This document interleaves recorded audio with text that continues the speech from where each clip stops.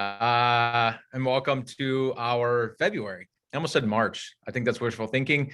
Our February Inner Circle Workshop. I'm Brad Gatto here with Matt. Good morning, Matt. Good morning. How are you, man? I'm good. How are you? I'm doing excellent. I even have a dad joke ready for you if you throw. I actually would have forgotten about the dad joke this month, so I'm glad that you reminded me. Let's just start with that. Okay. For those of you who know me, my wife and I own a CrossFit gym. She does most of the work. She runs everything. But there's a competitive nature to that usually. So my wife and I tend to be, sometimes we laugh at how competitive we are with each other, but I laugh more. That's it.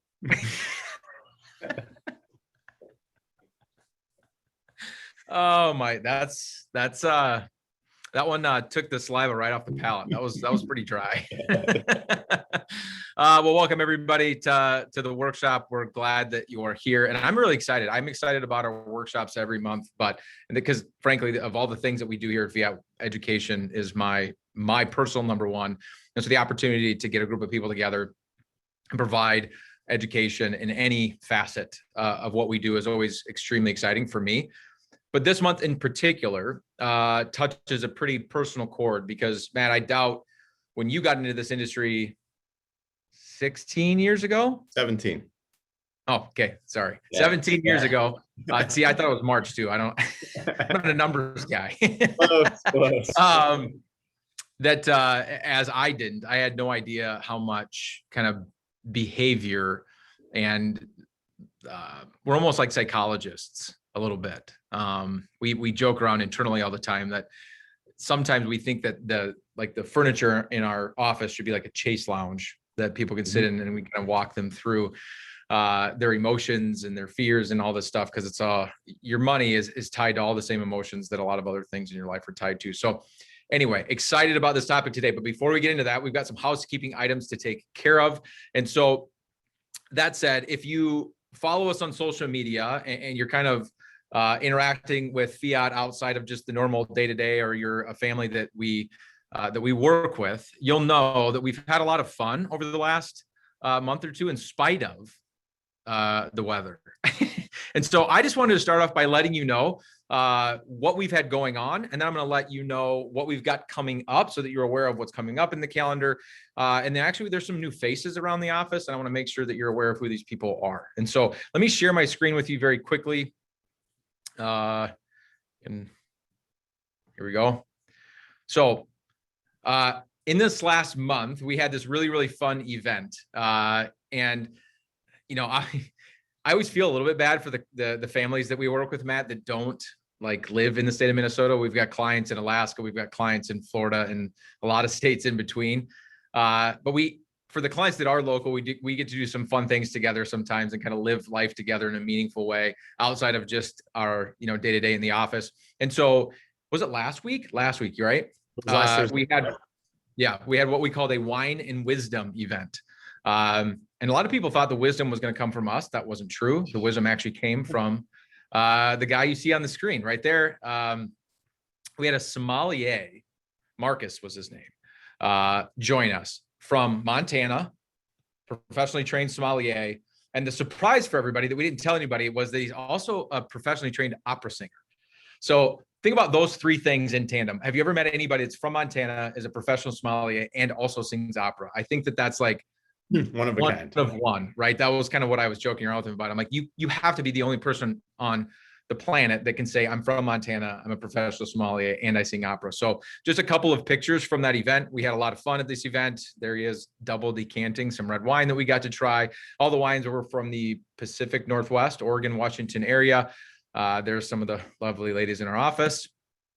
But it was just a very fun event. And the reason I wanted to bring this up and let you know kind of what we've had going on is because if you're getting invites to these things, they're fun. And I'd really encourage your attendance. And so as we look at the calendar moving forward, which I'm about ready to do, and you're seeing some of these opportunities, take advantage of them. They're a lot of fun. So Let me hit events here. So this is our website. I go to this every month. If this is your first Inner Circle workshop, our website is fiatwm.com, fiatwm.com.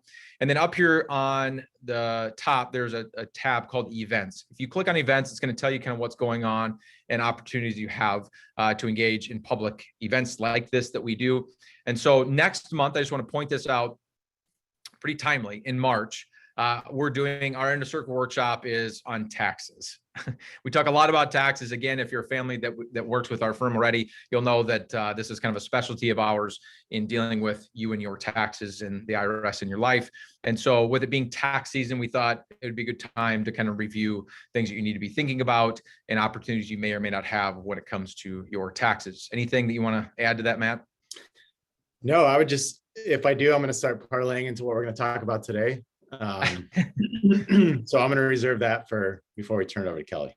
Fair enough. So March, mark the date down. March 23rd is the next Inner Circle workshop, 11 a.m. And if you click on this right here, again, if you've never, if this is your first Inner Circle workshop, you click on this button, it's going to take you to a page where you can actually register for that event. So make sure you get that done.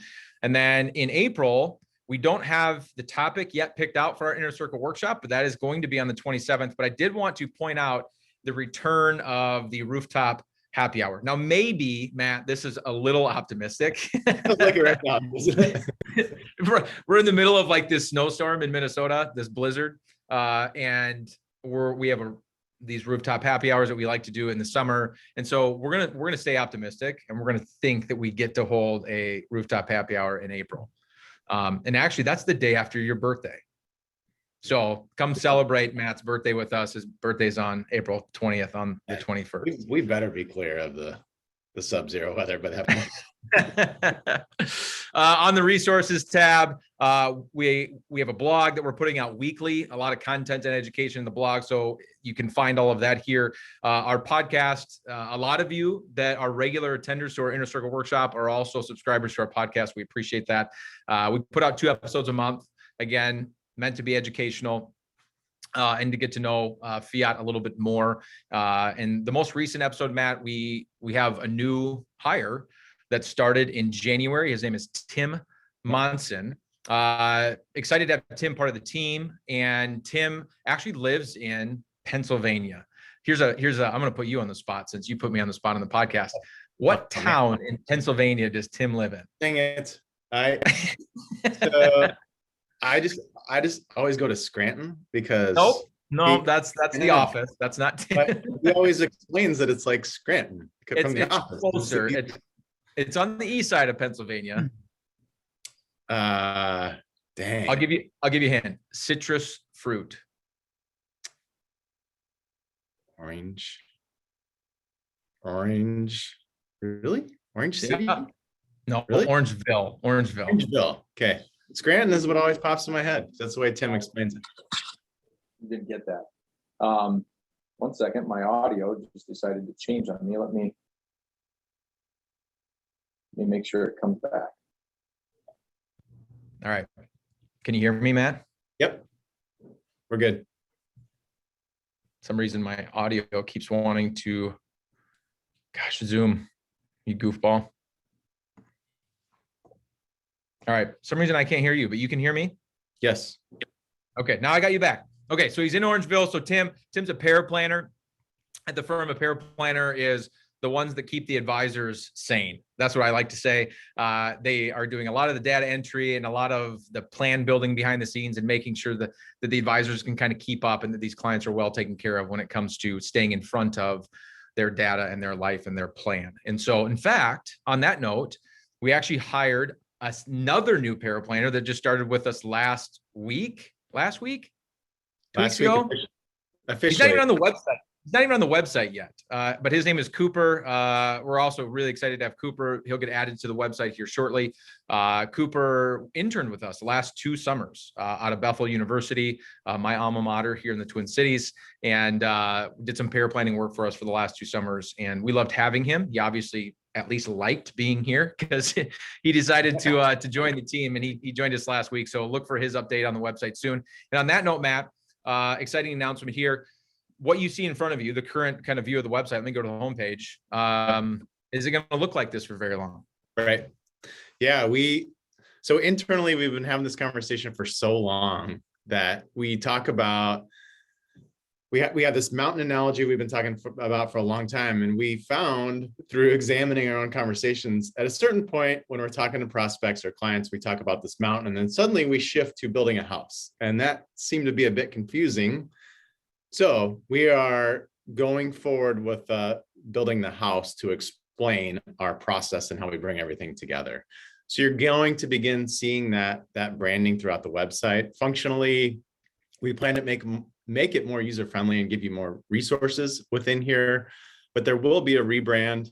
The logo will be the same, same, like I said, same resources, adding a little bit more, but just changing the direction we're going to explain what it is we actually do.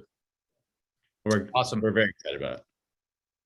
Last but not least, we do a drawing every single month for the people that are following us around on social media, kind of pull a name out of a hat of one of our followers, whether it's on Facebook, Instagram, YouTube, LinkedIn. And this month's winner of the $20 Amazon gift card is Mark Sueda. Matt, you probably don't even know who that is, do you? That rings a bell. He was an RVP at Woodbury, our old broker dealer. That's why it rings a bell. Yeah. Interesting that I didn't even know he was following us on social media, but he wants $20 for making that happen. So Mark Sueda, congratulations. We will get that gift card out to you. And I'm going to stop sharing my screen here because now it's time to get to the meat of why we're here today. And one more thing. I'm sorry. Absolutely. Go for it. Give us an update on your book. The book, it's coming. Man, it's a lot of work to write a book.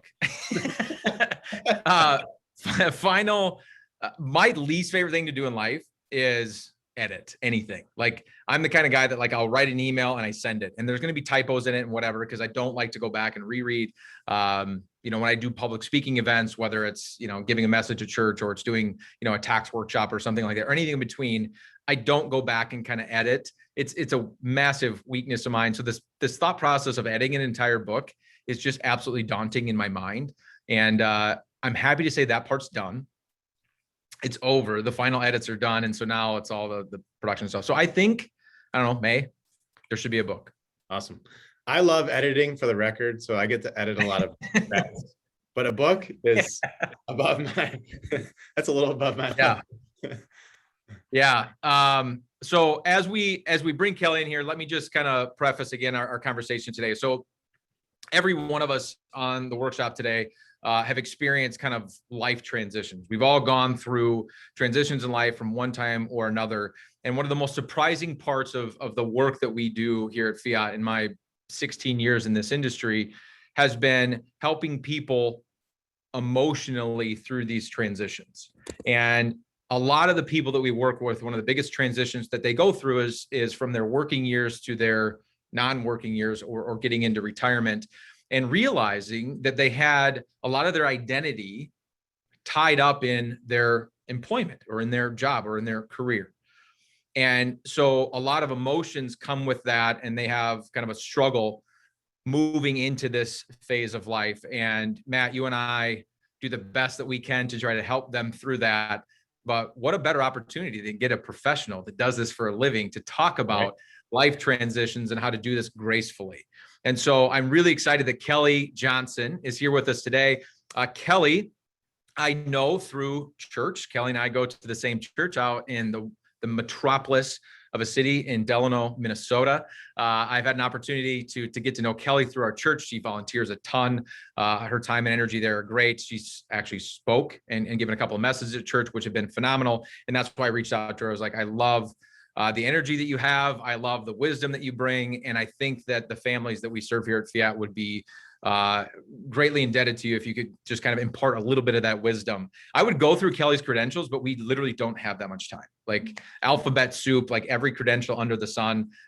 She's an expert at what she does. So Kelly, welcome to our Inner Circle workshop. Thank you for being here. Thank you. Maybe one of my more important credentials is that I have spent time in Pennsylvania. So just so you know, Brad, it's pronounced orange. Fair. Tim's probably on here. It's like saying the same thing, but he's not a panelist, so he doesn't get an opportunity to correct him. That's how my family would pronounce orange. Yeah. Awesome. Well, before we dive into the expertise that's in your brain. Kelly, tell us a little bit about you. Who sure. are you? Tell us about your family. Yeah, absolutely. Right off the bat, one of the things I'll tell you, transitions has always been a passion of mine. And I grew up an Air Force brat. So for anybody who has a military background, that's a loving term. So I'm a military brat, specifically an Air Force brat. And I moved an absolute ton. I saw my father give 20 years in the service. And I also watched his retirement. And having lived through so many transitions myself as a young child, 10th grade was my 10th school. Transition has always been something that I've had to be hyper aware of, and I've chosen to support. So as my background is in HR, I've been in HR for over 25 years, and I'm an executive and life coach. And that's a big part of what I spend time with people doing, is just helping them understand themselves and adding their best value in the life that we have to live. Awesome. And so married. Yep. I have my husband, Michael, and I, and 2 boys, 2 pug dogs, 9 chickens, 50,000 honeybees. I mean, I'm way outnumbered here. 50,000 honeybees? That's in one hive. Yep. I can't picture, like, I don't know if you have like a silo full of, like, I don't get what size of. That's just one hive. That's maybe 3 really stack. Yep. Come over for some honey. Wow. Okay. Deal, I guess. That said, let's make sure that we can get, because I know the stuff's important, and now it's already 11:15 and somehow we're here. So when Matt and I talk to the average person about this idea of retirement, of course, the majority of the conversation is centered around financially. Can I afford to do it? What does it look like? How do I recreate a paycheck? Like all these questions that you would think a financial advisor is going to dive into with that family. But the emotional side of it and what it means to make a transition in life, we try to help ease them into retirement and do it gracefully and make it, take the anxiety away from it and that kind of stuff by bringing clarity through decisions. Can you talk to us a little bit about the other side of that coin and maybe a practical step or two of what they can be doing to do the exact same thing, but not with their pile of money, but with their head space, I'll call it. Yeah, absolutely. So just so you know, my strengths are grounded in connection and curiosity. So as the 3 of us are chatting, I would love for you all to fire up the chat with any questions, any comments, any agree, disagrees. That's been my experience. That hasn't been my experience. I tend to really like to customize. So any reactions you have are really interesting to me. So please, even now, what has been your experience? What hiccups? What do you wish you knew? Or what have you learned that we can build on? I'd love to know all of those things. Ground floor, I would say, the first thing that comes to mind is watching my dad retire, and he did a double retirement. He left the Air Force after 20 years, and then he went into the private sector. It was more when he retired from the private sector that I saw him struggle, frankly, and he needed a break. This is a very successful individual, as I know many of you have been in your careers, and he thought, I'm just going to relax. That's what I'm going to do. I'm going to work with a company like Fiat, handle my expenses, and then I'm in charge of this relaxation. And it didn't take too long for him to get what I would say was maybe a little fidgety.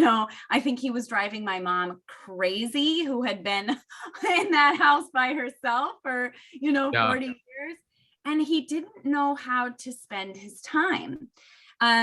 One of the things that I saw witnessed through him also was that he was so used to making a meaningful contribution on a daily basis that he began to question his value.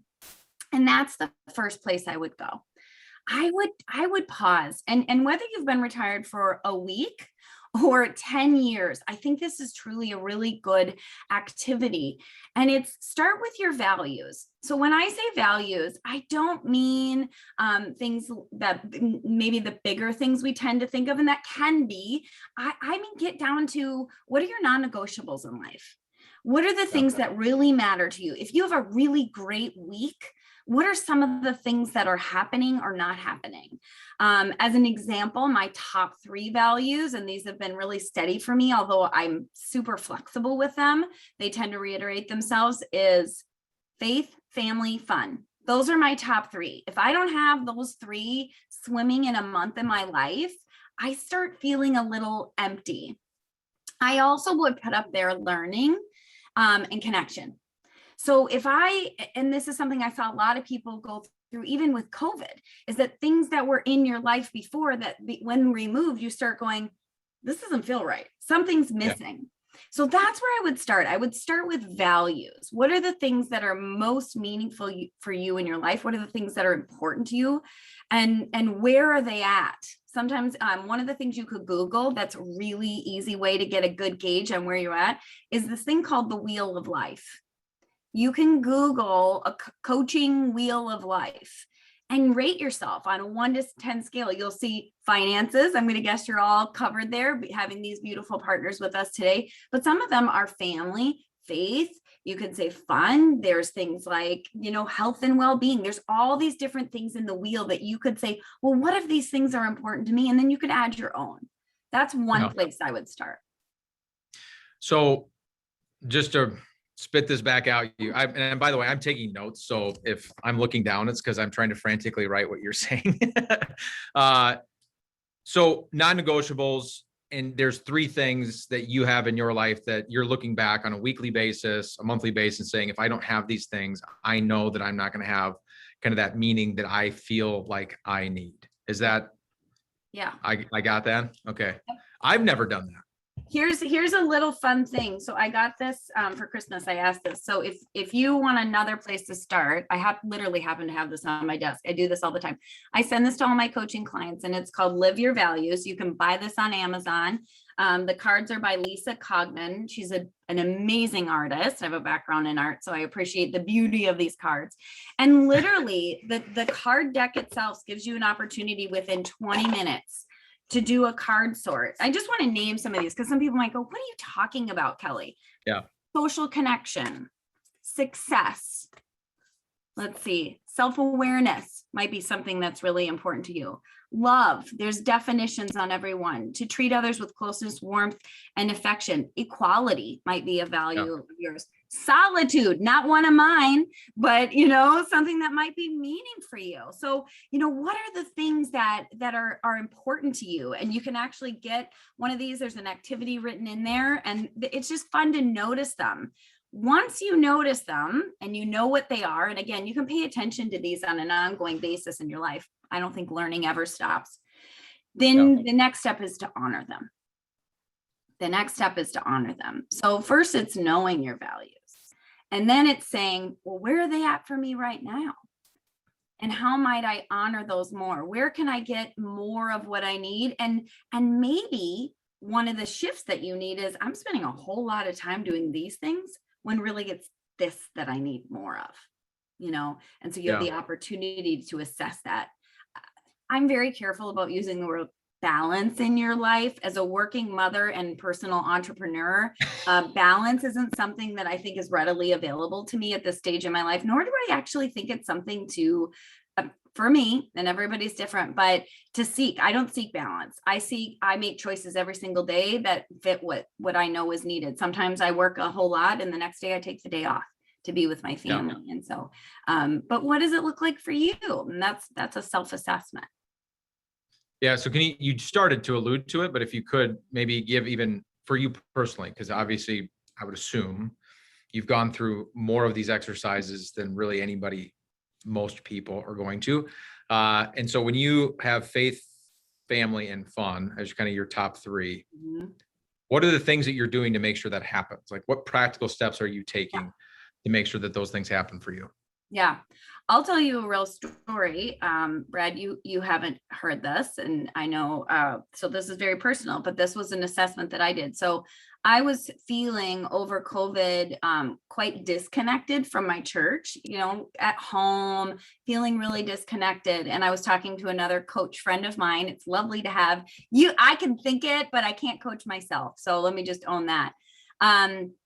And I said, I'm just feeling, kind of disconnected, and there's something missing, and I'm feeling kind of, I've experienced clinical depression in my life. That wasn't where I was at. And it's this term that many people were talking about during COVID called languishing, where if I had to name it, it's kind of blah. And so she and I kind of walk through these things that are meaning for me, faith, family, fun, connection, learning. Those are my top 5. The 3 I've named are my top 3. And so we kind of started, and I'll just start with my faith. And she said, well, what's going on? I said, I haven't been there in months. I never see anybody. To be honest, the people that I'm closest to are actually the pastor, the assistant pastors. I said, they've got enough on. And me saying, I'm feeling that it wasn't something I felt aligned with my values to call. And I didn't even know what to say. And she said, well, let's look, like, what might you think about when you think about what you're missing? So this would be that next step. So think about the thing. And then she said, well, what's missing for you?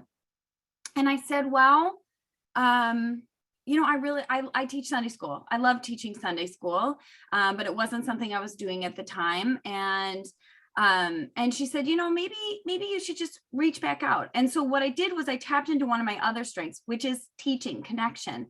And I reached out and I said, hey, do you need any help? Do you need any help?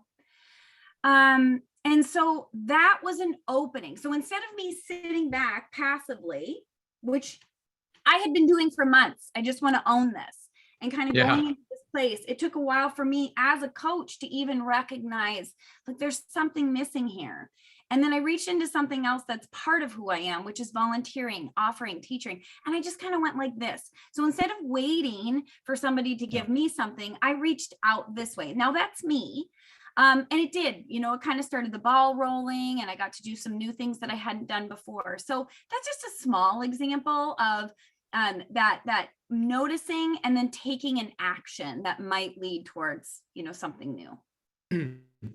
Hey, Kelly, I have a question for you. So as Brad mentioned, I imagine you're likely a lot more self-aware than most of us because of the nature of Do you want me to look at my husband? Well, at least there's the actions. I try. I'll say that. I try. Yes.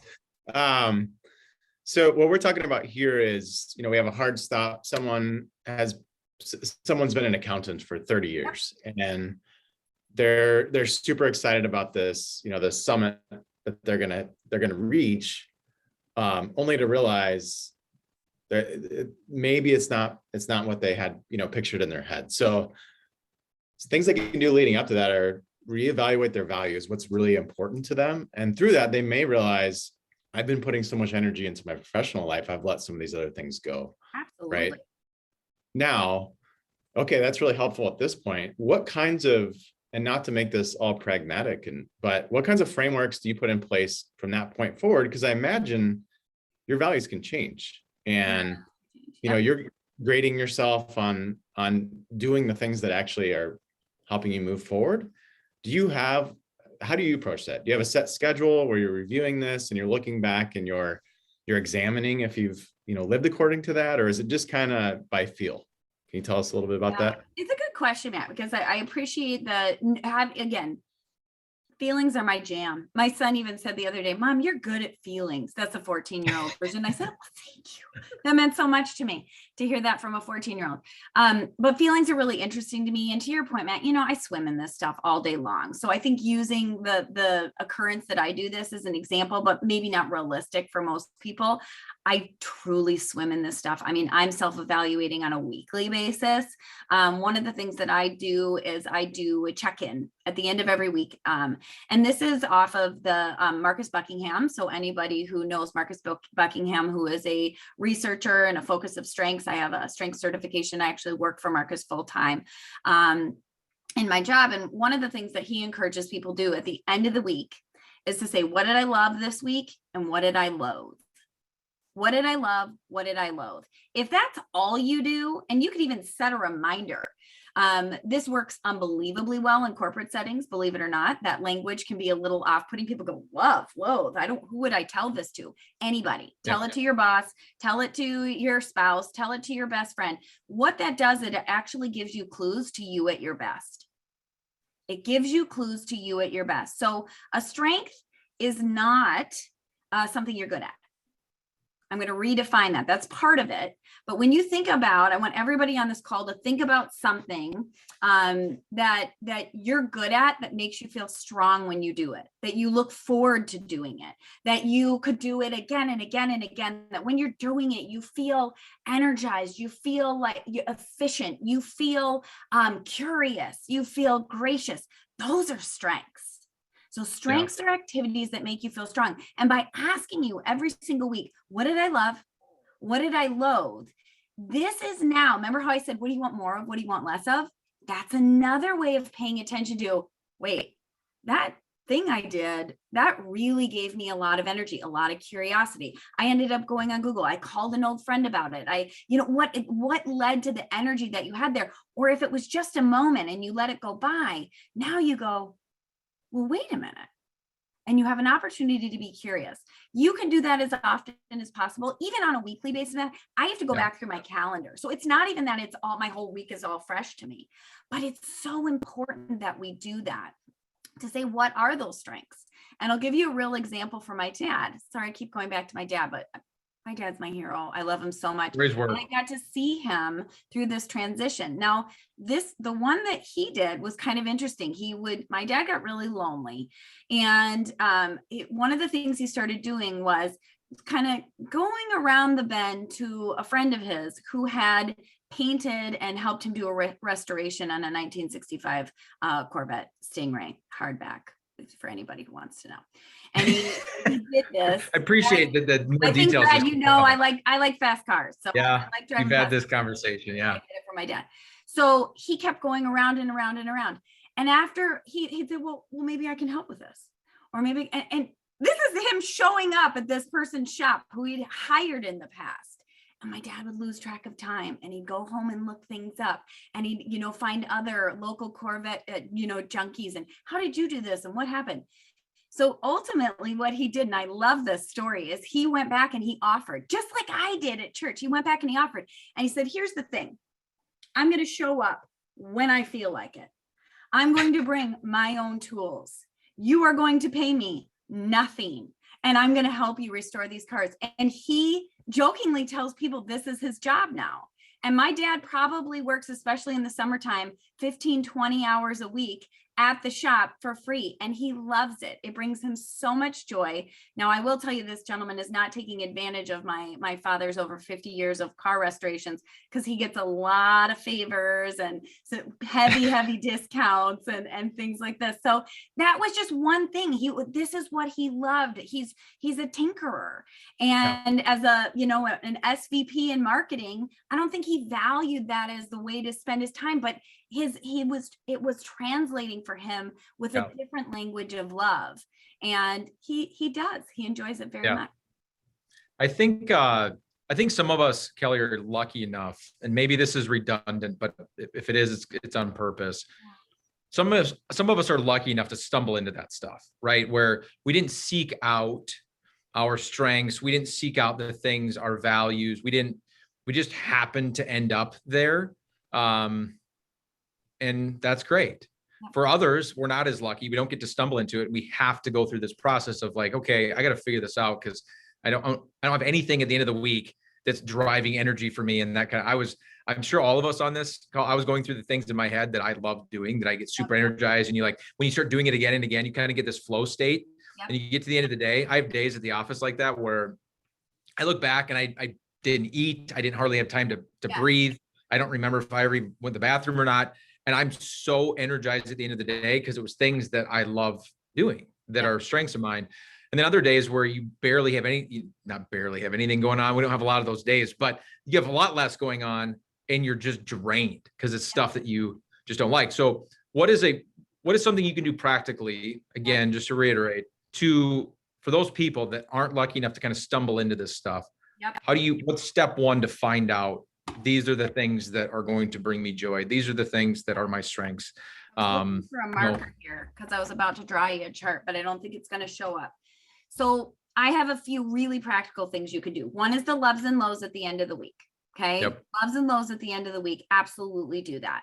2, I would make a little chart. So make a 4-box. And Brad, here's what I'm going to do. I will send you this via email as a follow-up. So you can share Okay. with everybody. So you can kind of jot along with me as I write this, kind of draw this out. But here's what you do. Yep. So make it 2x2. It's going to have 4 boxes. Yep. Okay. And you're going to have appetite on one. Don't even worry about writing this down. I just want you to listen to like kind of what I have in my Right. in my head here. We're looking at appetite, and we're looking at things like ability. So what you're good at, but what you're drawn to. Because again, remember, the world is going to say that a strength is an ability thing. I want you to claim ability and appetite. That's where you should be spending your time, ability and appetite. And what you can do by putting your loves and your loathes in there. Can you hear me? My computer just completely paused there.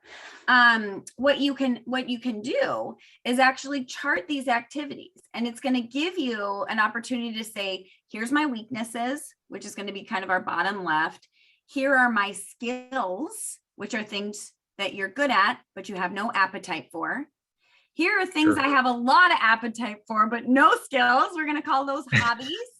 And hobbies can change into a strength, which is I have the ability and I have the appetite. If you really want to go deep, this 4-box chart, as you do your loves and lows and you plotting specifically. So Brad, I love your example, because as you talk about what were those days, like I would as a coach hone in and I'd say, what were you doing? Get more specific, get more specific, get more specific, because knowing you now from an outsider and having spent time with you from an ability standpoint, you are unbelievable at connecting. Your authenticity shines, your care and your desire to help people just shows through. I can't know if those are things that give you strength. And so the more specific you can possibly be, it is the most important thing. So as an example, I love teaching. I love training. I cannot barely imagine doing that as a teacher in an elementary school. I don't have the patience for it. So I teach adults. That's what I do. And I buy lovely presents for my children's teacher to say, thank you for having a gift and patience that I do not have within myself. But I can't just stop at, I like teaching. What do you like teaching? How specific can you get there? What cars do you want to fix up? Who do you want to give advice to? That's one thing that comes to mind when I think about a lot of people who are successful. Is mentoring interesting to you? The amount of background, expertise, and knowledge that you have, please don't shelf that. If mentoring is interesting to you, what do you want to mentor on? Because there are people, we can help you find people to mentor and to help support you. We can put you on a board of directors. So what is it that you are energized by doing? And then how do we bring that to life? I love it. The mentorship thing really stuck out to me, and then you talking about teaching adults, because I think you know this, but my background, my major, my college degree is in youth ministry, because I love education. And I realized pretty quickly I didn't have the patience. I don't either. I loved them. I loved them dearly, and I still do. I still volunteer to do it, but goodness sakes. Sunday better school with is adults. about all I can handle. I truly I can't imagine. And I've said it for years to every single one of my children's teachers. Like, I thank you for being here and using your strengths, because they're strengths I don't have. Yeah, that's really interesting. Kelly, I have another question for those of you that had the pleasure of listening to our pre-conversation before we started today. Get in here. Yeah, we started Zoom a little early. We were chatting a bit. We didn't know you could all hear us. Yeah, the answer me to this, may be things that you've already said, but some of the things that, at least from our amateur view of when we're not as versed as you are in all of this, with emotional resilience and thinking through all these things. So values is a big thing, but it's the identity piece. So going back to that example of, I'm an accountant, I've been an accountant for 30 years. Yeah. Is that a separate, are we going on a separate road altogether when you start to evaluate, what is my identity? Who am I? And I guess, how often do you see that when you're working with people directly? Yeah, it's a good question, Matt. So let's pull back just for a hot second. When you think about what I do, I'll tell you a little bit about what a lot of coaches do and how all these things play. Because to your point, Matt, I appreciate you kind of saying, well, we were touching this cog. Is this cog related, or how does this work? So coaching, there's a lot of different coaching certifications. I'm just going to put this out here. Never hire anyone who does not have an ICF credentialed experience. There's a lot of people out in the world right now calling themselves coaching who have no business coaching. And I'm sorry, I'm just going to say that. And call it advising, call it consulting, but coaching to coaches means something very specific. In the United States, that you can say you're a coach and not have credentials. So the International Coaching Federation has many hundreds of programs that they work with. And then when you hire that coach, you are working with someone who has all of the appropriate credentials to work with and to be opening up with in a safe environment. Coaching is very different than therapy. I work with a lot of people who do both. They're amazing. It's important. I've experienced both myself. Therapy looks back, coaching looks forward. That is the easiest way to say it. And if I have clients who are dealing with past trauma, I will say, this is not my area of expertise. We're going to get you a therapist, and I have some recommendations for you, and we can do both, or you might want to pause, and that's okay. So coaching looks forward. Coaching holds that every single person that I encounter is whole. This person is not broken. I am looking at you as naturally creative, resourceful, and whole, and that everything that you need is already in you. It is not consulting. It is not advising. It is me sitting side by side with you, often holding up a mirror and saying, did you see this? And asking questions. I don't have the answers. You do. But I can sit here just like my friend did with me, even as a trained coach, and said, well, what is it you need? There's something missing here. Sometimes when someone sits with you, they see things you don't. And then we have a ton of tools and resources. So oftentimes you'll get into like a 3-month or a 6-month program with somebody. I do both. And the 6-month is probably the easiest for me to explain. So we start by understanding each other. And this is, Matt, where your questions come in. I'm asking, what are your values? What do you know of your strengths? What are your goals? We're setting actionable things for yourselves. And these are things all of you can begin to do on your own. What are my goals for the next 6 months to a year? What are my values? What's important to me? And how might I apply my strengths to that?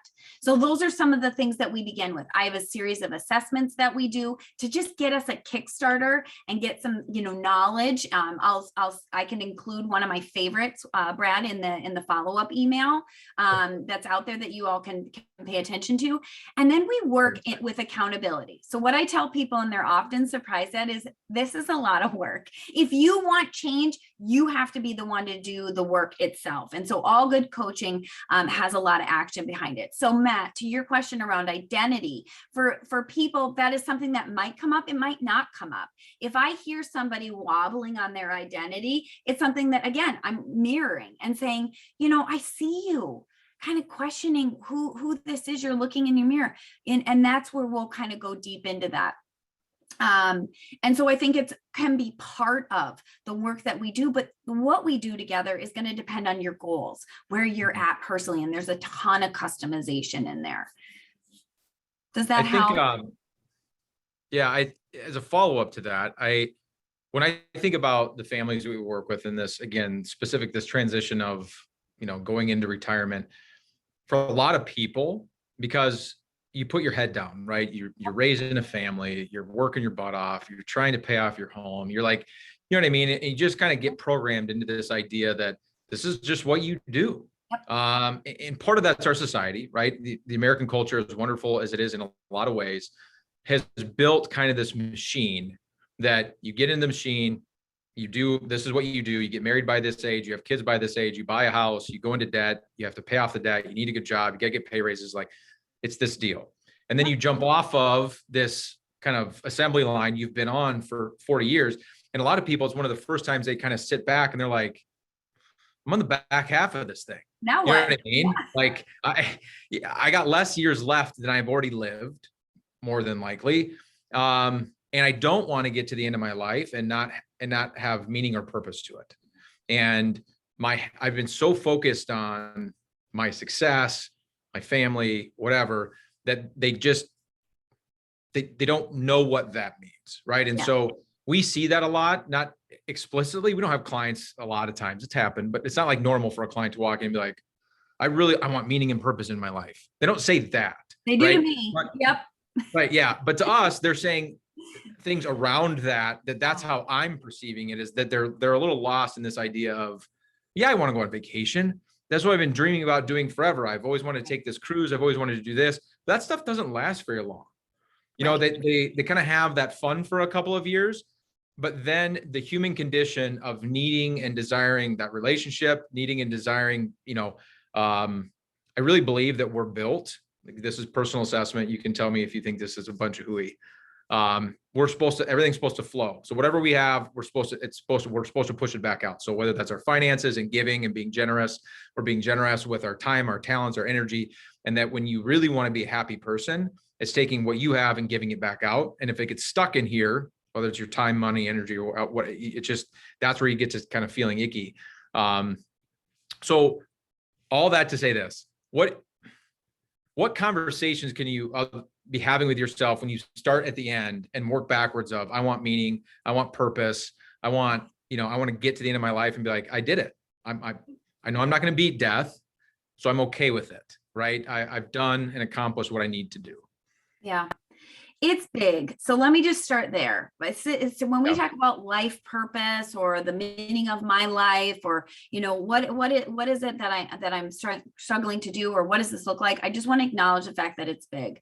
I remember, so I have 4 different kinds of coaching certifications. And I remember over a decade ago, being in one of my programs, and one of the things they said is you need to write a life purpose statement. And I fought it hard. Now, again, this is a very gray thinker that you're encountering here. And I thought that's too concrete, that's too cemented, and it felt a little woo woo. And and I just didn't feel comfortable putting one thing down. And they had this little rhythm. I'm the blah blah blah, that blah blah blah is the blah blah blahs, and I just fought it hard for a whole year. And I said no, and I wouldn't do it.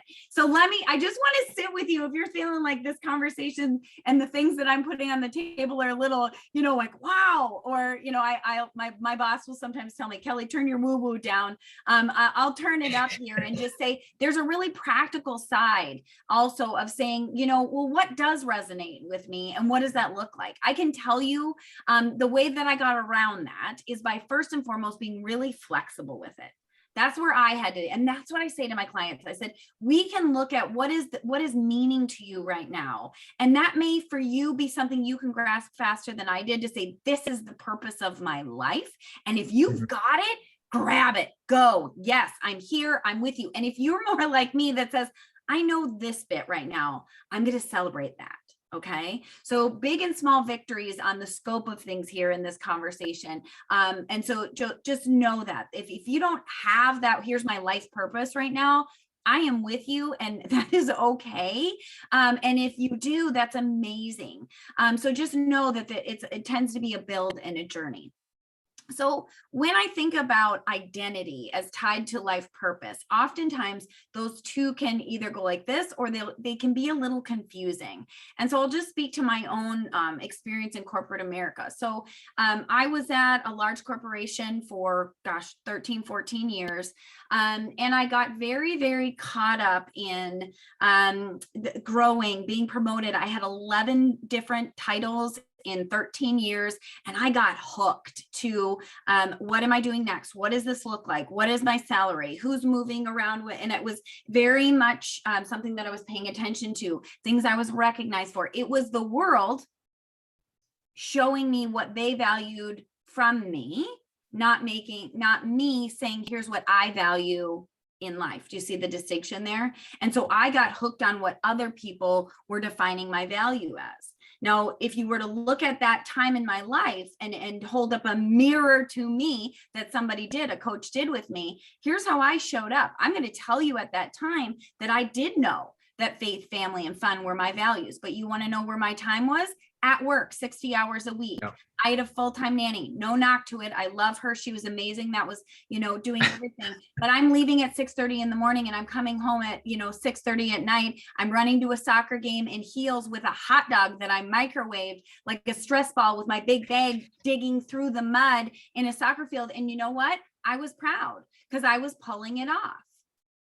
Yeah. And my identity was very much tied to who I was at work. That's my story. And I would still cry because I wasn't, the little tiny bit of time I had to put my kids to bed at night, or the little time I wasn't volunteering at church at the time. So this is what I'm saying is like, what would I have told you was important to me? And then where was I actually spending my time and energy? And it was tied very much to the belief that I had of where the value was that I was adding to my life. And so my identity was really, really different. And so when I left that company, and I no longer had a $20 million budget, I no longer had 5 teams I was leading. And suddenly I worked from home for a company in Los Angeles, and I had a very vague title. There was a lot of stripping that happened with my identity and who am I and what am I here for? And I felt sometimes that I need to prove my worthiness and what I'm doing. And it took me months, if not years, to go, what do I want? What gives me energy? Yeah. What am I okay with or not okay with? And I have friends who have continued, to grow and love their corporate jobs. And I'm not knocking that. But what I knew kind of all along was that actually wasn't me. And so for every person, you have to figure out what parts of those things were important to you. And if I look back, what I will tell you is the most meaningful times I had in that job was when I was making a contribution around helping people be their best. I was able to do one thing I got to train 60,000 leaders on coaching behaviors.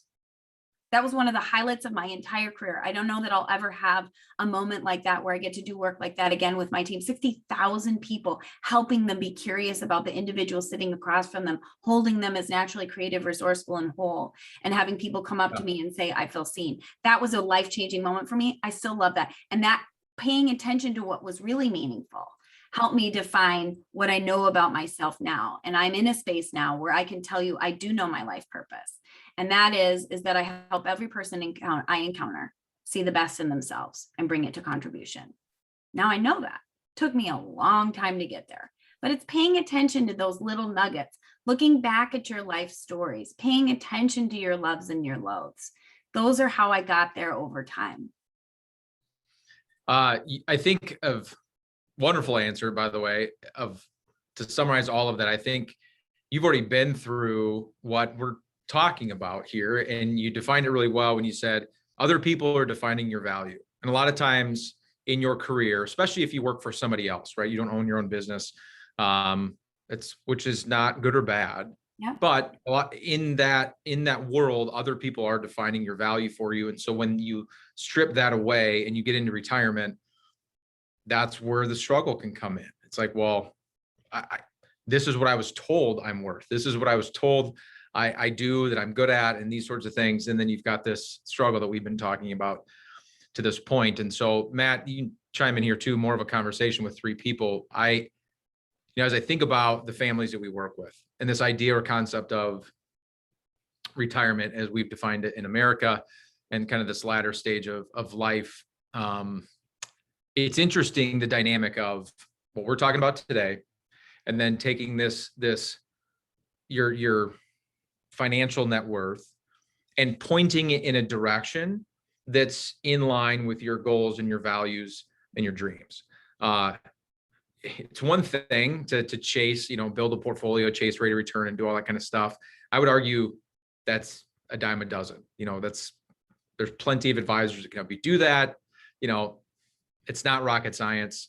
And now, especially in 2022, with all the information that's out there, but making sure that your money isn't chasing first things like growth and rate of return, but that it's pointed in the direction of what you value in life, and to make sure that everything is heading in the same direction, right? We attempt to do that here, right, Matt? I mean, we have a whole visit dedicated to this idea of getting to know our clients on a more intimate level, Kelly, like you were talking about, and trying to help them, ask the right questions so that they can figure out things like, what do they value? What are they after? What do they love? What do they loathe? So that we can help them define a plan that makes sense for them, and their money is marching in that line. but I've learned a couple things. I wrote down a couple things today that I think we're going to add into that visit to try to draw that out even more, to make sure that 5 years into this stage of life or 10 years that they feel that sense of purpose and that meaning. We've never had anybody, we've been in this industry long enough to have lost clients, that have passed away, and nobody gets to the end of life and looks back and thinks, I'm really glad I averaged 7%. Like that's, you guys killed it for me. It was a great relationship, thank you. That's just it. Or, that I'm glad we really picked Apple stock back in 1994. That really made my life. And, I'm happy that you guys did that for me. It's always about, the family stuff, the friends, the purpose in the meeting. And that can be something as simple as your dad saying, you know what, I love tinkering. I love working on a 1965 Corvette. These are the cars that I love. And so free or otherwise, I'm going to make sure that I've got that in my life every single day. So that's pretty cool stuff. Matt, anything you want to add before it's 11:56, before we kind of start to wrap up here? We had this conversation yesterday. It's just, I guess our method is probably not as clear as Kelly's, where she has all the structure. We just ask why a whole lot. I love that. So we want to get, as one layer deeper until we get to the core. And most of us, not because we're intentionally hiding anything. It's just, I think it takes 5 or 6 whys to actually get to that core. And I think the way that we've approached that, if you just keep asking somebody why, they're going to get irritated with you. So, yep, you should check out Simon Sinek. Yeah, Matt, yes. He talks about the big why. Yeah, absolutely. The other thing that I'll tell you is around contribution, and this is just the last offering I'll make here, Brad, as we close.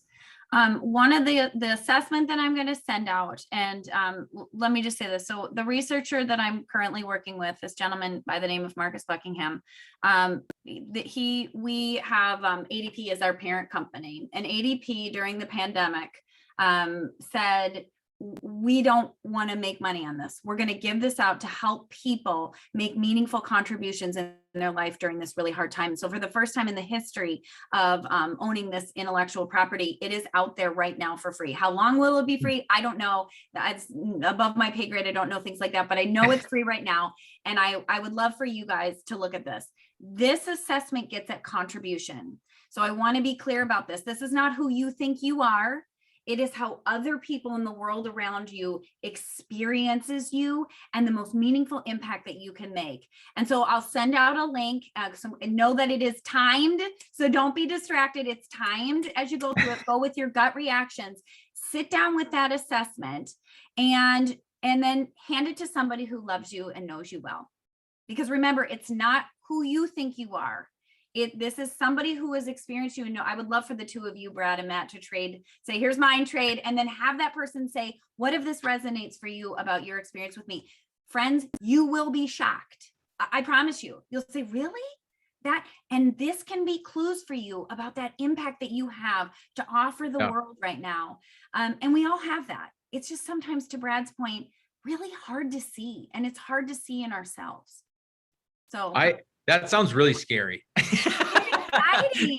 And exciting. Yes, it is standout. That's all right. I'm gonna put this out there, because then we'll do it. So Matt, we're gonna do what she told us to do, and we're gonna hand it to each other. And this is how we're gonna lead off the Inner Circle workshop next month. Is we're gonna share the results we had from. There it is. There it is. Funny, you're right. Yes. Matt. Fun fact for you, Kelly. Matt and I did this. We did a workshop. Was it a workshop or what? Was it a podcast on longevity? It was a podcast. Both. We did both. And so we both took these assessments on our longevity. Okay. Based on how many questions was in it? 40 questions or 50? It was a lot of questions. There was a lot. We did a couple different ones. The last one was about 50 questions. And at the end of it, it told me, I'm gonna get the numbers a little bit wrong here, but it told me I'm gonna die at like 94, I'll say. It said Matt was gonna live to 108.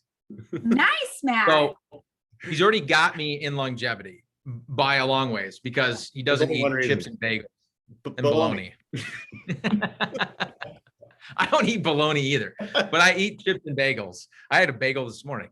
So this would be fun. We had a lot of fun doing that one. This will be interesting. We'll bring it back up. Kelly, I know your time is extremely valuable. You're very busy. And obviously with being as self-aware as you are, you will not waste your time or give your time away to things that you don't value. So the fact that you're here means a ton. I greatly appreciate you taking time out of your day. This stuff, as much as I'm a left brain, practical, pragmatic, type A, like all these things that don't like having these conversations, I know it's important as much as I don't like to do it. And so I just greatly appreciate you saying yes and being here with us today. It was a pleasure. Absolutely. All right, everybody, come back next month. You're going to find out what Matt and I found out about ourselves. Have a great day, Kelly. Thanks so much for joining us. Everybody, thanks for joining us on the workshop. And we'll see you next month. Thank you.